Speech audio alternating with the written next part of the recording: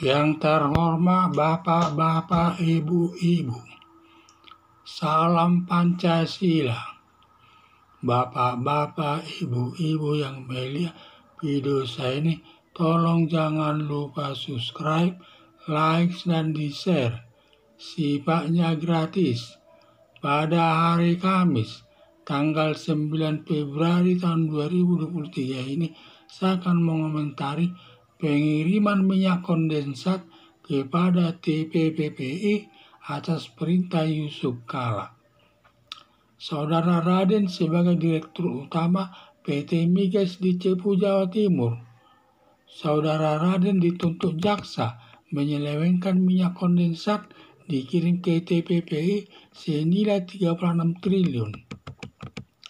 Dalam persidangan, bahwa yang menyuruh mengirim minyak kondensat kepada TPPI atas perintah Yusuf Kala pada saat menjawab Wakil Presiden zaman pemerintahan Susilo Bambang Yudhoyono, dan perintah pengiriman minyak kondensat tidak sepengetahuan Presiden Susilo Bambang Yudhoyono diduga tugas luar. Akibat pengiriman minyak kondensat kepada TPPI untuk kebutuhan Jawa Timur, negara mengalami kerugian sebesar 36 triliun. Kalau benar atas perintah Yusuf Kala pengiriman minyak kondensat kepada TPPI, maka tanggung jawab Yusuf Kala sebagai wakil negara, termasuk saudara Raden, melaksanakan perintah atasan langsung Yusuf Kala selaku wakil presiden. Ketentuan melaksanakan perintah atasan ada diatur dalam KUHP, tidak dihukum, dan yang dihukum atasan yang memerintahkan tersebut. Akibat keterangan saudara Raden di persidangan membuat Yusuf Kala ketar-ketir atau ketakutan dijadikan tersangka. Kasus saudara Raden ini diperiksa Kejaksaan Agung RI. Kemungkinan besar Yusuf Kala ditangkap Kejaksaan Agung RI dan disidangkan di salah satu pengadilan negeri. Harapan saya Kejaksaan Agung RI menangkap Yusuf Kala dan diproses sesuai hukum yang berlaku dan sesuai dengan persamaan hak siapa, walaupun dia wakil presiden, kalau melakukan kejahatan ya dihukum. Tidak boleh ada yang diutamakan, karena walaupun di wakil presiden sama dengan orang lain yang melakukan kejahatan, sama-sama dihukum. Jadi sama dengan persamaan hak di depan hukum. Karena negara Indonesia ini adalah negara hukum, di mana hukum itu sebagai panglima yang tertinggi. Maka siapa yang melakukan kejahatan, korupsi, dan lain sebagainya, dan harus dihukum sesuai dengan aturan hukum yang berlaku. Hal inilah Yusuf Kala ini jangan dibiarkan diam saja, padahal dia sudah menyuruh saudara Raden untuk mengirim kondensat kepada TPPI. Padahal yang mengalami kerugian sama sekali Pertamina negara, dan saudara Raden merasa tidak ada menikmati 1 sen per uang tersebut.